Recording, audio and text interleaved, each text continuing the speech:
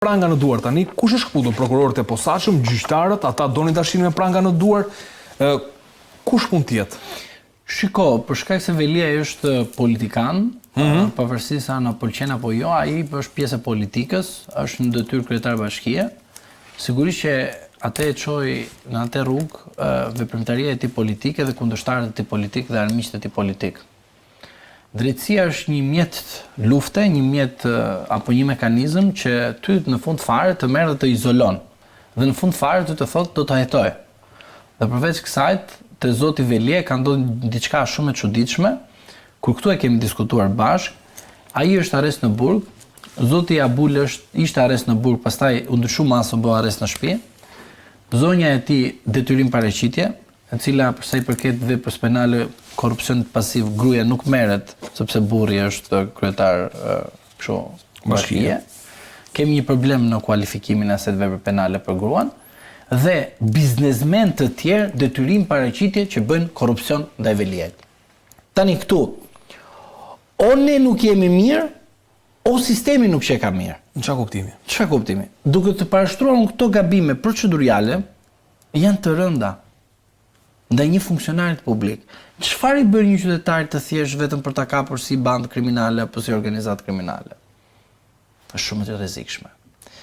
E rasti i tij që foli në atë seancë ishte seancë politike dhe juridike.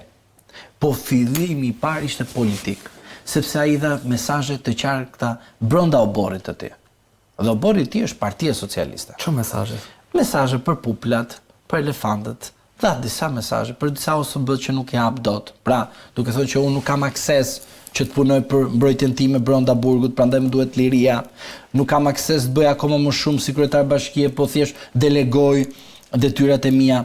Rasti tjetër që duhet ta keni ta shikoni, rasti i kryetarit bashkisë të Tropojës që përmendi, pse tek ai Tropojës ju nuk e pat të arsyeshëm që ta shkarkoni Këshilli Bashkiak ku është pjesë e Partisë Socialiste, ndërsa mua që kam qenë bashkëpunëtori juaj, edhe i thoshte atit djalit me xhaketë blu që përfaqësonte Këshillin e Ministrave, thoshte bashkëpunëtori vijim, thoshte ka qenë i vjetër bashkëpunëtori i tij.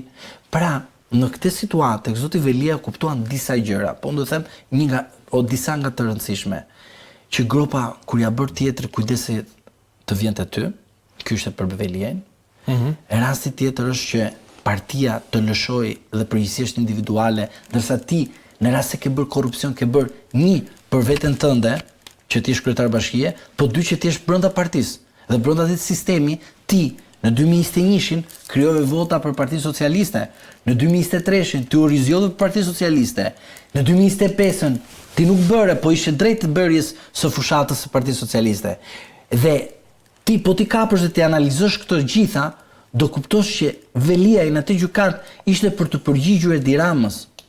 Sepse Edi Rama e tha në 2019-ën, do të varë në pemët që ke bërë. Ajo fjali u mërë si një shaka, si një batut. Rama, tek batuta duhet ta kesh frikë, jo të serioziteti. Sepse Rama atë që thot në batut e bën në krye, pra e bën fakt të kryer. Dhe rasti i zotit Veliaj duhet të jepet një shembull te zonja Balluku, te kushdo që të bëhet edhe të rrethohet nesër me zotin Rama. Po vajti aty duhet ta ketë të sigurt përgjegjësinë individuale në rast se do shkeli ligjet. Prandaj zoti Velia ty dha një mesazh tjetër, që është akoma më i rëndësishëm. Që është? Për prokurorët e Spakut të them. Zotri, un kam bër marketing me ndërkombëtarët. Prandaj ndërkombëtarët merrte pjesë aty nga ambasadorët që kanë bërë vetë reformën pa drejtësisë? Pse do duhet ishin? Po mirë, po pse marrin pjesë te gjyqi e Berishës ambasadorët e famshëm? Po ky nuk është gjyq në sallën e SPA, ky është gjyq në gjykatën kushtetuese, një çështje e bashkë. Gjykata kushtetuese interpretues si i kushtetutës, nuk është pjesë e sistemit. Po ato po ato e kanë bërë zotri, e ke të bëmë nga ONM-ja, urdhëro. ONM-ja në vendin ton, që asnjë vend nuk e bën këtë gabim, ONM, institucion ndërkombëtar brenda kushtetutës. Ku është ONM? Në kushtetutë ke mërty. E ke në sovranitetin e Shqipërisë dhe dua të them mesazhin për cilën mesazh. Edhe një herë, po reformën për vettingun e këtyre lidhet. Po reforma kushtetuese ka qenë pjesë e reformës. Faleminderit. Janë ndryshuar ligjet. Pra, unë dua të them çfarë tregoi kjo prezencë e zot Veliait. U la vetëm edhe nga ata të cilët bënte vota për ata që sonë quhen të korruptuar, mirë, Edhe nga ndërkombëtar që ky shkonte i merrte i bënte xhiro djathtas futbollit të Tiranës, edhe shkonte me Peloni dhe këto bënte vizita. Pra, pse nuk u pa aty një person që të kishte një autorizim, sepse ti vjen nga një ambasadë, valla, nuk je terrorist. Mirë, që të shkonte të jepte një mesazh te Veliaj. Pra, pikrisht, ky është mesazhi, jo, ky është mesazhi që kur ti je në pushtet, më dëgjoj. Nuk ka lidhje aty, po ka prezenca. Jo themeli aty po shqyrton. Është çështje themeli për sa i përket shkarkimit sipas 115 të Kushtetutës së Republikës dhe ligjit organik që është vetë qeverisë vendore. Po nuk po të them këtë gjë, nuk na intereson fare ajo gjë. A do shkarkohet apo jo? U braktis nga ndërkombëtar, u braktis nga shtëpia, kështu do braktisen ata të cilët janë në SPAK që bën sikur i porosisin të huajt. Jemi shqiptarë o zotëri, kemi Republikë Shqiptare, nuk kemi Republikë të huaj. Okej. Dhe Veliaj sot mesazhi që dha aty te ata të cilët bën like ndaj ambasadorëve që rrin 3 vite bën pasanik dhe them edhe diçka tjetër për ambasadorët. Mesazhi çfarë? Jo, do mesazhi për SPAK. Po SPAK-un është që ato udhëzime që keni marrë nga ambasadorët që nesër janë bërë biznesmen, nesër një qeveri tjetër më mirë se do vinë në Shqipëri një qeveri tjetër, ta dish. Por puna është kjo, që do jetë një qeveri ndryshe, por atjo që do vi do të japin llogaridhënie ata të cilët nuk kanë respektuar Kushtetutën e Republikës së Shqipërisë. Faleminderit, është Dima. Karanja. Tani besoj keni parë pjesën e seancës. Viktimizim, kërcënim apo fjalë të cilat burojnë nga një drejt ligjore Veliajt për të kërkuar atë që i kërkon. Mos shkarkimin. Unë pas, domethënë, një edhe po të veshë edhe shkrimin e asaj ishte shkrimi 16. Pra, ishte shkrim që të mos bote gabime, që siç ka bërë me procedurën, duke i thonë oficerëve të policisë gjyqësore koleg. Pra, aty e para gjykatës kushtetuese, kur je, domethënë, ne që dalim në përgjigje dhe prap kur kemi çështje të mëdha, mos gabojmë me terminologjinë dhe i lexojmë. Ai kishte vënë shkrimin 16 dhe u mundua të ishte shumë korrekt para gjykatës. Në ndryshim nga herët e tjera që thash gabimi kryesor koleg ose shprehje të tjera, jo kemi miell pemë, tash para gjykatës kushtetuese nuk je për me miell pemë. Para gjykatës kushtetuese je për me sqaruar nenin 62.3 është i lishëm apo jo, a është në raport sepse ky ishte gjithë diskutimi që neni 62.3 i ligjit për politikën e qeverisë vendore, për pushtetin vendor.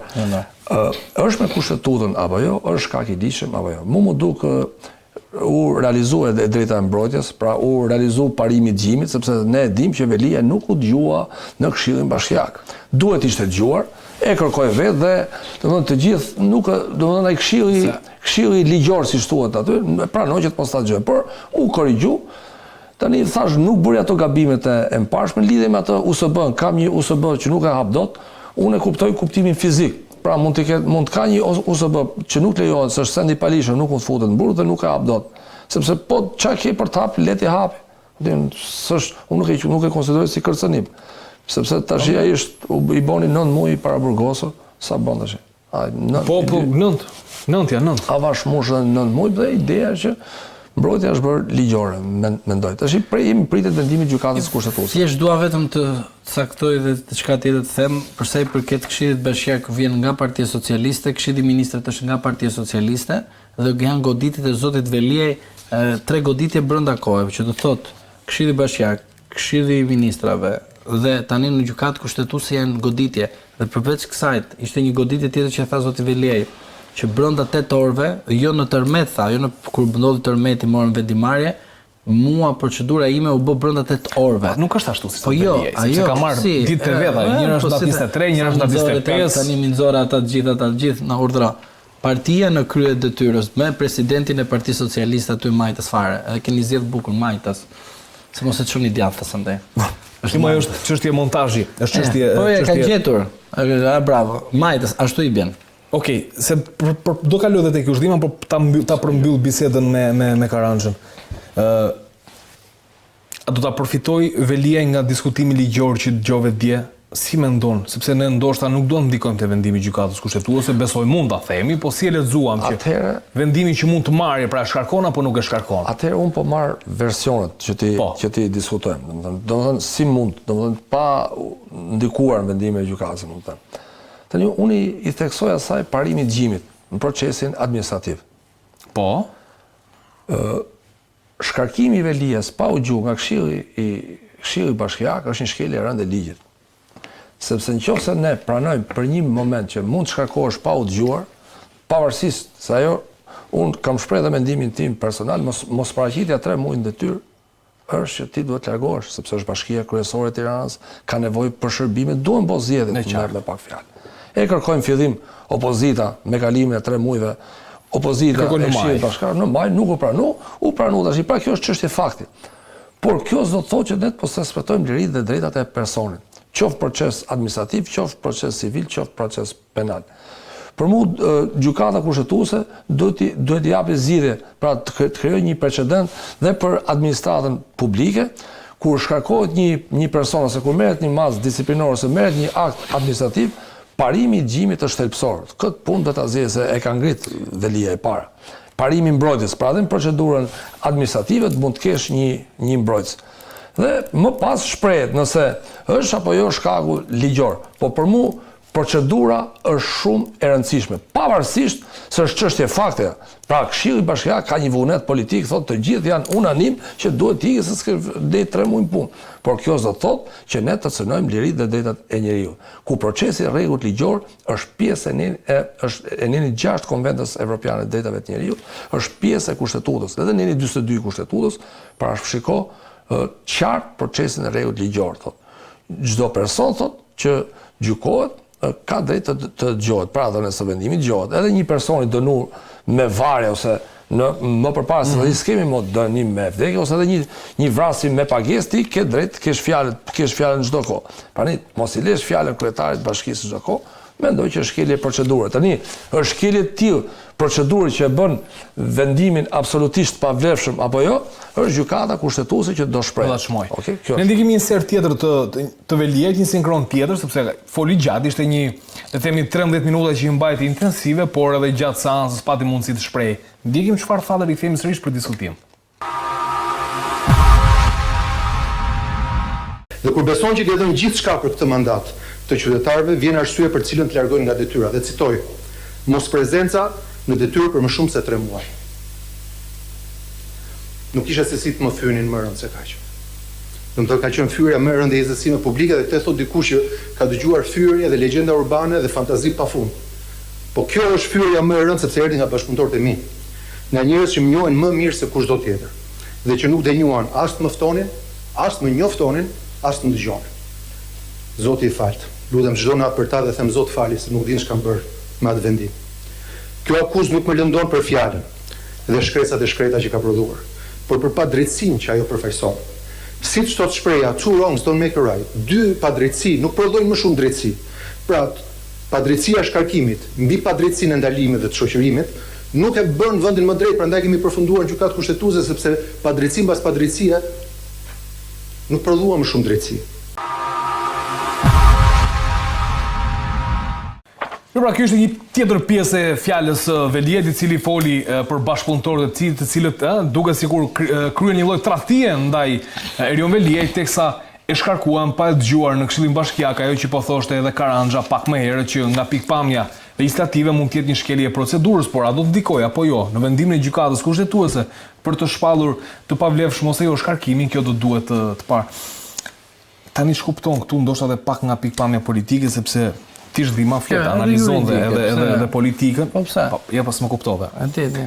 Pra, je jurist shumë i mirë, avokat shumë i mirë, por ke edhe pikpamjen politike. Do dua që të më ndërthuash tani të dyja. Tani, për rastin e zotit Veliaj, për sa i përket pjesës masës sigurisë, do të kemi diçka parasysh, jo për zotin Veliaj, sa i tha diçka shumë të mirë që unë po punoj edhe për ju të tjerë të cilët mund të kandidoni nesër. Po, përmendi Qorin, përmendi Florian Binaj, përmendi Urgeta Monastriliun, që mund të ndodhe juve kjo që ndodhi mua. Po, në rast se unë bëhem kryeministër, edhe mendja ime është e smur, dhe vendos ty për shembull ose zotin Karanja, ka kryetar Bashkia e Tiranës, për kandiduar, por nuk fitoni ju, fiton një kundërshtar. Ç'a bëj unë? Përdor mekanizmin e policisë së shtetit, edhe procedoj palë kundërshtar që të vendosot ty zotin Karanja kryetar Bashkia e Tiranës. Pse e bëj këtë? Sepse përdor masën e sigurisë arrest në burg. Pra do të thotë që zoti Veliaj kishte një të drejtë, por e tha me shumë vonesë. Sepse kur arrestuar Ilir Meta në atë formë, asnjëri nuk reagoi. Ku arrestuar në të formë Sali Berisha asnjëri nuk reagoi. Ku arrestuar në të formë Ilir Beqja asnjë nga këta nuk reaguan. Nuk them vetëm për kundërshtarët politik, por edhe për veten e tyre, edhe nga tarafet e tyre. Nuk reaguan. Dhe tani zoti Veliaj na vjen në gjykatën kushtetuese dhe na thot unë po bëj betejë edhe për të tjerët. Jam shumë dakord për këtë gjë. Por kur unë kam thënë paraprakisht këtë gjë në çdo media që kjo gjë që po bëhet për zotin Veliaj nuk është sepse zoti Veliaj duhet të amnistohet apo jo, por zoti Veliaj ose rasti i tij duhet të merret si praktik sepse është për herë të parë kjo praktik që ka të bëjë me shkarkimin nga Këshilli Bashkiak për mungesë 3 mujore. Okej. Dhe ju e keni aty një dokument që tregon qartazi që masa e sigurisë nuk përbën një shkak i rënd për shkarkimin e një kryetari të bashkisë. Regjia, të lutem më nxirrni pak dokumentin mbrapa, është shpjegimi Që jap jeni 62 C kam përshtypjen. në normimin e ligjit të vetë qeverisës vendore 62. Okej, sa do bëj gati dhe regjia? Dhe duke u bazuar tek ky ligj. Tani më thuaj çfarë do të lexoj shumë Tani mirë, mos ta lexoj të gjithë. për disa vendime gjykata kushtetuese Prit atëre. Në disa vendime. Jo, një sekond, gjithashtu kryetarët e bashkisë mund të shkarkohen kur ka një vendim formë Atëre, shpreh. është pjesë e fundit. Gjithashtu, kryetarët e bashkive mund të shkarkohen kur ka një vendim të formës së prerë për kryerjen e një vepre penale. Zakonisht ka shumë kryetar që jetohen për kryerjen e një vepre penale apo kanë një masë arresti në fuqi gjatë kohës së hetimit gjykimit, por kjo nuk mjafton si shkak për nisjen e procedurës së shkarkimit. Duhet një vendim i formës prerë që dënon kryetarin e bashkisë që të përbëjë shkak për shkarkimin me vendim të Këshillit të Ministrave. Ndërkohë po kështu në rast të mosparaqitjes të detyrë për një periudhë të pandërprerë prej 3 muash, Këshilli i Bashkisë mund t'i propozojë Këshillit të Ministrave shkarkimin, gjë që u bë. Edhe në këtë rast propozimi duhet të jetë i shoqëruar me dokumente provuese të mungesës në detyrë për një periudhë 3 mujore, që është faktike kjo. Jo, ajo e fundit po tek ajo për lart, çfarë thot ma sigurie dhe të vi këtu unë edhe të them. Një, procesi nuk u bë rregullt në Këshillin Bashkiak, nuk u dëgjua. 2, Këshilli i Ministrave ka një fjali mund të shkarkohet ose po nga Këshilli me fjalia mundet. Pra, fjalia mund të thot mund. Pra ka edhe alternativë që edhe mund mos ta bëj. Ne 115 i kushtetutës se e kemi këtu. Duhet ta lidhim. Organi i zgjedhur drejt për drejt i njësisë qeverisë vendore, sa të vështirë i kanë bërë këto. Po, ju s'ka problem. Po janë kryetari i bashkisë sa ta votojnë mund të shpërndahet ose të shkarkohet nga Këshilli i Ministrave për shkelje të rënda të kushtetutës ose të ligjeve. Po, fjala mund tani një sekond. Dhe fjala tjetër, jo, edhe fjala tjetër ka dhe një sekret këtu, thot të rënda kushtetuese që ka të bëjë me kushtetutën dhe ligjeve dhe nuk e ka cituar legjislacion në fuqi që përgjen një gamë e ligjeve të tërë, po thot të ligjeve. Kush është ligji që na vjen pas kushtetutës për kryetarin e bashkisë?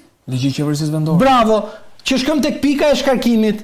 Tek pika A, shkon prap kushtetuta dhe thot, filloni nga ku kam nisur unë, që është krye shkelje të vendore ose të ligjeve. Pra, legjislacion në fuqi, dënimi i një krye veprës penale në ditë formës pres nga gjykata, nuk e citon gjykatë e brendshme apo të jashtme. Dhe prandaj thot, duhet të aplikoj një sekond, mos shko të thoja. Jo, në rast se kam unë një vendim dënimi nga gjykatë huaj dhe jam zgjidhur kryetar bashkie, më shkarkon ligji i dekriminalizimit. Po në rast se ai ka marrë formë të prerë dhe po ekzekutohet, unë që të më ruhen siguritë e mia që mund të shkoj ekstradojmë në një vend se do me vra mua, më kupton? Po. I them gjykatës kushtetuese një sekond, do dilni ju me vendimarrje dhe aplikohet në 115. Se është një vendim një budalla jashtë shtetit thotë, du ta marrim këtë ta heqim qafë, se bëjmë nxjerrim një vendim kundër dit. Pastaj propozohet për shkarkim nga Këshilli për një mosparaqitje në detyrë për një periudhë. Jo, po kjo nuk ka ndodhur me vullnetet e të lirë. Pse do të thotë, në rast se un kam vetbesim të tepruar tek vetja, them unë, po kush e pyet Këshillin Bashkiak mua më voto populli 70%. As nuk shkel. Edhe kjo ndodh edhe te deputeti. Pra do të thotë, deputeti Berisha që nuk ishte në veprimtari parlamentare, nuk ju hoqi mandati deputetit, po qëndroi aty për një rrethan që nuk kishte të bënte me deputetin. Se edhe te rregulloja parlamentit e cakton qartazi veprimtaria e deputetit. Prandaj, vetëm që ta përmbyll mos ta bëj shumë gjatë. Vetëm ajo fjalia, gjithashtu kryetarët e bashkisë këto mund të shkartojnë me vendim formës pres, zakonisht ka shumë kryetar. Prandaj për mua unë se kam votuar Rion Velin dhe nuk do ta votoj kurrë Rion Velin, por për mua ky precedent duhet të regjistrohet nga gjykata kushtetuese që nesër një kryeministër abuzues mos të gjej shkak të fusi kundërshtarin e tij politik. Qartë. Ma përmbyll Karranxha gjithë të diskutimin. Domethënë jemi përballë kësaj që thet vetëm për raport me Këshillin Bashkiak apo dhe